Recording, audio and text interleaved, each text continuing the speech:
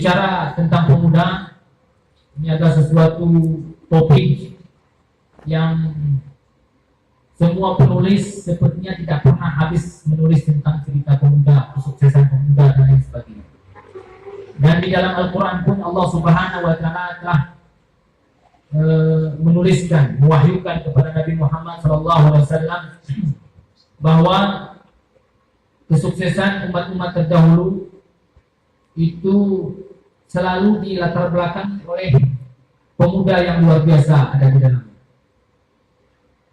Contohnya misalnya Allah Subhanahu wa Ta'ala menceritakan tentang Ashabul Kahfi, pemuda Kahfi yang ditidurkan oleh Allah Subhanahu wa Ta'ala atau dimatikan oleh Allah Subhanahu wa Ta'ala dalam waktu yang cukup lama, 309 tahun.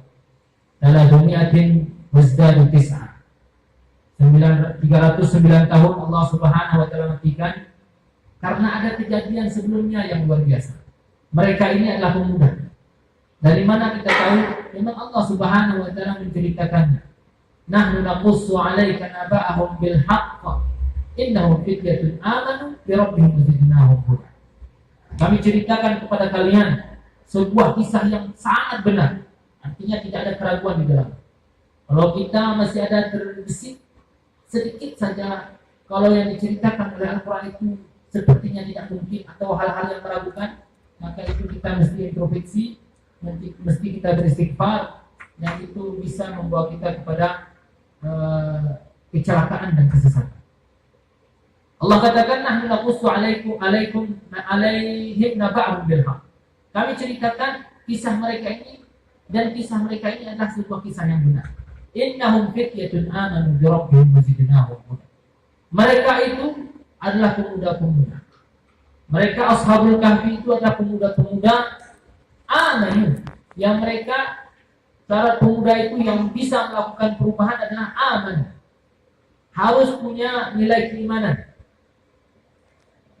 Al-iman, kalau sebagaimana yang sudah mungkin kita pelajari dulu-dulu ketika kecil di dalam kitab-kitab dulu, al-iman itu adalah sebuah pengucapan dengan lisan, meyakinkan dengan hati, dan juga diamalkan dengan anggota tubuh.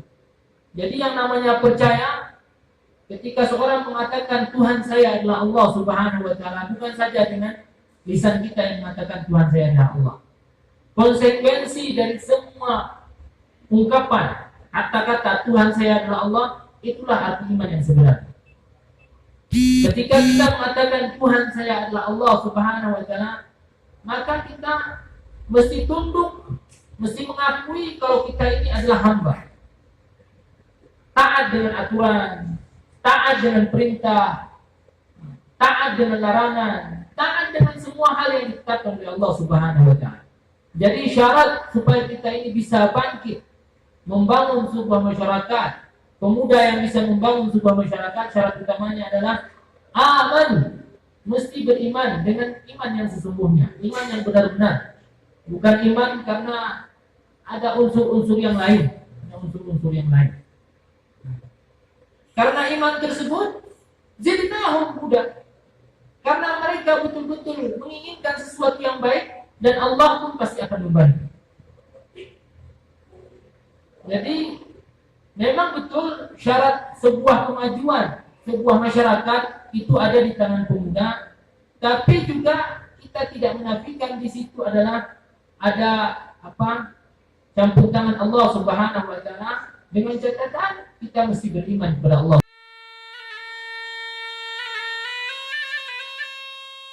Untuk mengemban risalah, mencari teman berdakwah, mengajak berdakwah, itu semua mereka itu adalah para pemuda-pemuda.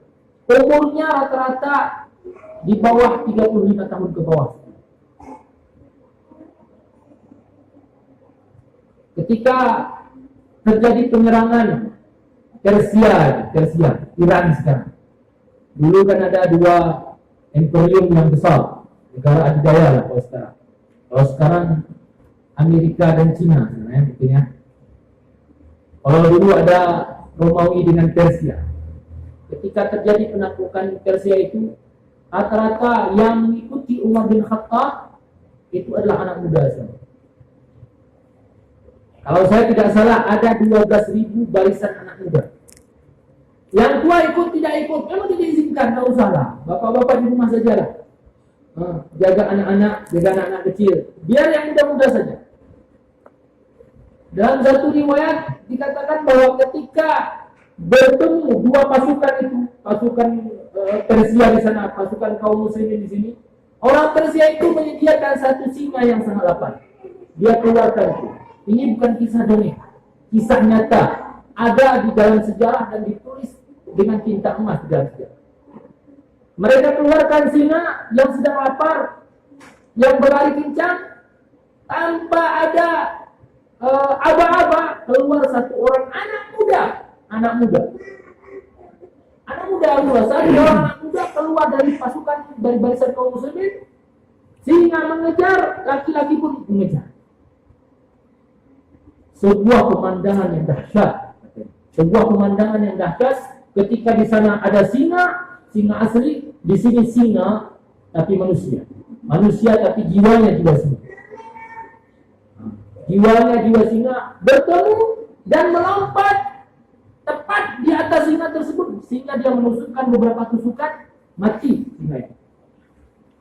Ini kisah nyata. Di awal saja mereka itu sudah gemetaran. Ini satu orang anak muda Islam bisa mengalahkan satu ekor singa, apalagi yang 12.000 ini, hancur kita. Dan ternyata betul mereka itu kalah sebelum berperang. Lari teman-teman. Masya Allah. Jadi satu orang anak muda bisa menggegerkan, bisa menghancurkan semangat ratusan ribu pasukan. Masya Allah. Kenapa ini? Karena memang mereka itu betul-betul keimanannya kepada Allah Subhanahu wa Ta'ala yang begitu kuat, sehingga Allah Subhanahu wa Ta'ala membantu mereka. Allah membantu mereka. Kita pun seperti itu. Jadi pemuda bukan dari kuantitasnya.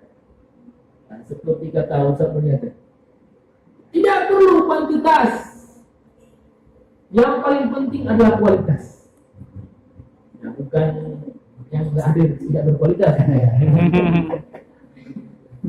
Semua berkualitas, insya Allah.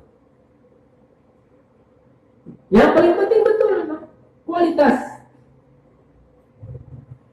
Ketika terjadi sebuah peperangan, pasukan kaum muslimin pernah meminta bantuan kepada Rasulullah SAW dalam sebuah syariah. Syariah itu adalah sebuah peperangan yang tidak diikuti oleh Rasulullah SAW. Ini pasukan meminta bantuan. Kalau minta bantuan paling tidak diutus satu batalion, satu kavaleri, satu apa lah istilahnya, satu batalion. Tapi yang diutus oleh Rasulullah SAW tok 4 orang. 4 orang anak muda. Yang pasukan di sana mana pasukan yang datang ini 4 orang bersama Rasulullah. Masya Allah. Diminta bantuan para tentara yang dikirim oleh Rasulullah 4 orang anak muda saja. Rasulullah amat tahu bagaimana kualitas 4 orang ini. Dan ternyata betul. Dengan taktik, dengan siasat 4 orang ini ternyata bisa mengalahkan pasukan itu. Itulah pemuda.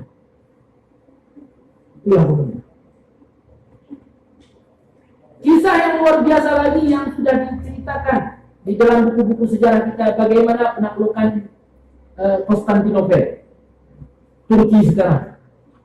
Itu merupakan pusatnya Romawi pada saat itu. Muhammad Al-Fatih, sang penakluk, umurnya persis 23 tahun.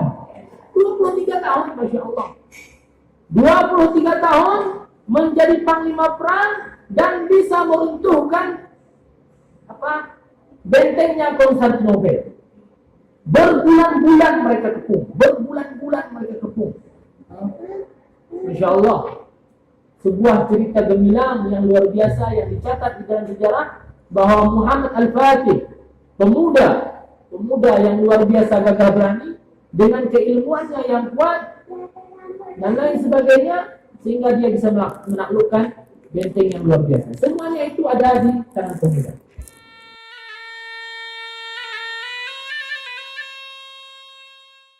organisasi KNPI betul-betul kita menjadikan kalau saudara kita itu yang bermasalah, kita juga menjadi merasakan masalah itu.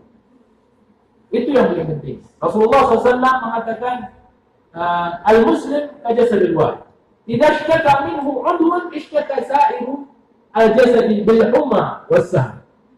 Kita orang muslim, apalagi satu organisasi, orang muslim lah seperti satu tubuh.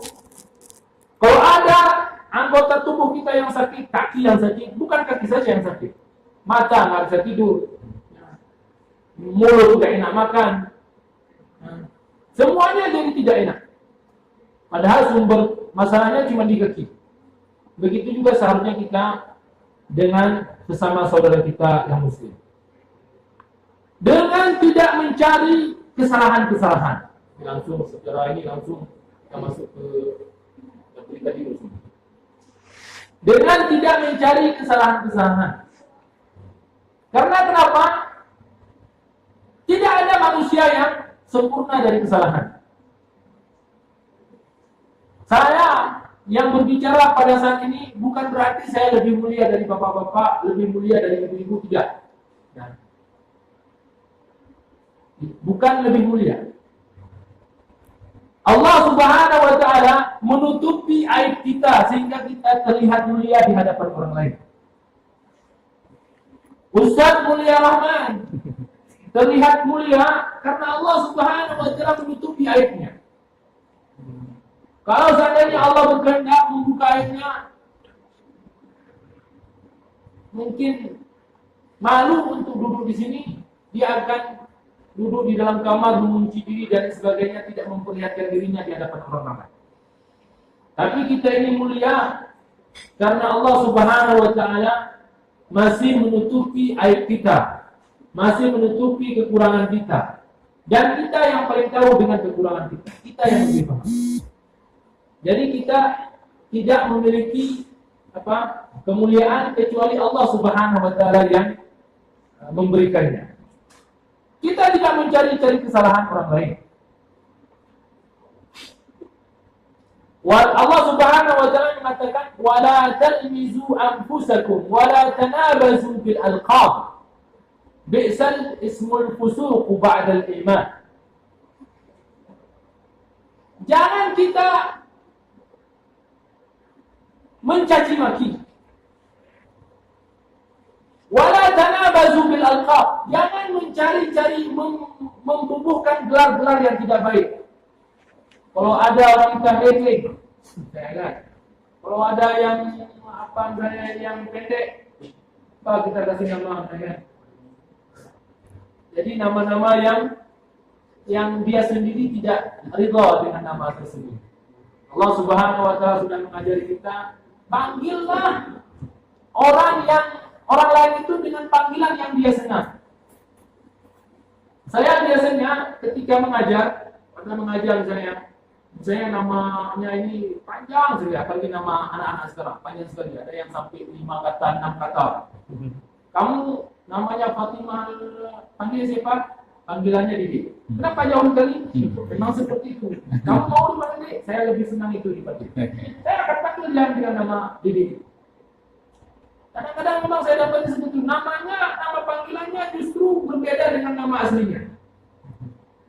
Karena memang di rumahnya mungkin dari awal sudah dipanggil dengan nama itu dan dia lebih merasa nyaman dengan panggilan itu. Kenapa tidak? Kita panggil dia dengan nama yang dia senang. Wala tanabazu bil alqab. Jangan kita membuat lakap-lakap yang lain yang dia sendiri tidak senang. Ataupun panggilan-panggilan yang meremehkan. Contohnya apa? Haigam. Jalan sebagai kalau bahasa Cina, Haigam. Walaupun nanti panggilan agam ini kalau untuk anak itu menunjukkan rasa kasih sayang. Jadi seperti itu. Kemudian hal yang paling penting yang harus kita hindari di dalam berorganisasi ini adalah selain persatuan tadi, Allah Subhanahu wa Ta'ala mengatakan di dalam surat Al-Hujurat, ya ayyuhalladzina amanu ijtanibu katsiran minadh-dhann Inna ba'da dhanni ithmun wa la tajassasu wa la yaghtab ba'dukum ba'd. Wahai orang-orang yang beriman, ijtanibu katsiran minadh dhann. Jauhilah dari praduga-praduga, prasangka-prasangka yang tidak baik. Mereka yang tidak hadir, carilah alasan yang bisa menenangkan hati kita dengan tanpa menyakiti dia. Imam Hasan Al-Basri, kalau saya tidak salah, mengatakan bahwa kalau dia ingin berprasangka buruk kepada orang lain, maka dia akan mencari 70 alasan.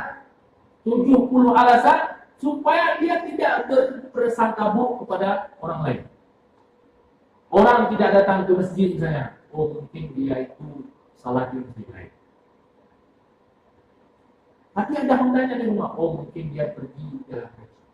Pokoknya jangan sampai kita diarahkan oleh syaitan, oleh jin, untuk kita berprasangka buruk kepada orang tersebut. Ini kenapa jelek-jelek sekali mukanya hari ini misalnya. Mungkin mata saya yang tak pas, atau saya yang tak pas, atau penerangan lampunya yang kurang betul, dan lain sebagainya. Intinya carilah 70 alasan supaya kita tidak berprasangka buruk kepada orang lain. Bahkan kalau orang yang sudah bermaksiat pun, Imam Hasan Al-Basri masih berprasangka baik. Mungkin sebentar lagi dia akan kembalikan itu. Padahal dia sudah mencuri, sebentar lagi pasti kembali. Masya Allah. Ijtanibu katsiran minadh dhann, inna ba'da dhanni itsm. Karena berprasangka buruk itu adalah dosa. Apalagi dalam organisasi, setelah kita angkat mungkin nggak datang, nggak bekerja dan lain sebagainya. Ya, husnuzan dulu lah. Jangan langsung memfitnah, menuduh yang tidak-tidak dan lain sebagainya. Ada satu kisah yang luar biasa yang saya baca. Seorang anak kecil, perempuan seperti adik ini, ada di hadapannya 2 buah apel. Sang ibu meminta, nak, untuk ibu 1 ya. Apa yang dilakukan oleh anak ini? Dimakan 2-2. Baru diberikan satu. Kalau kita berpikir, ini anak ini, masa yang sudah dipikir. Dan ternyata anak kecil itu, Masya Allah, hatinya bersih, suci, dan lain sebagainya. Apa yang dikatakan? Ini untuk ibu, karena ini lebih manis ketimbang ibu. Masya Allah. Jadi jangan kita berprasangka buruk. Anak kecil pun kadang-kadang tahu ingin memberikan yang terbaik, hanya saja mungkin caranya yang kita tidak sampai ke situ. Masya Allah. Di antara penyebab kita ini terpecah belah dan lain sebagainya karena su'udzan. Berprasangka buruk. Dosa. Itu dosa. Wala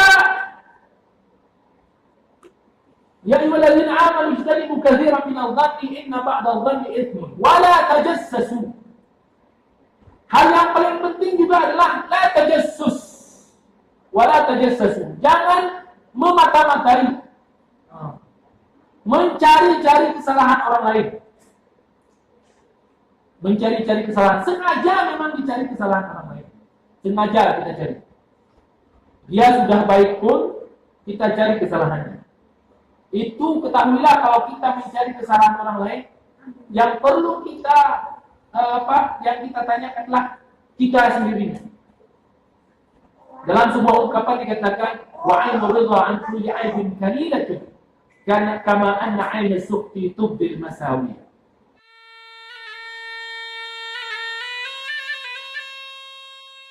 Allah Subhanahu wa taala memberikan sebuah gambaran supaya kita menjauhi perbuatan tersebut.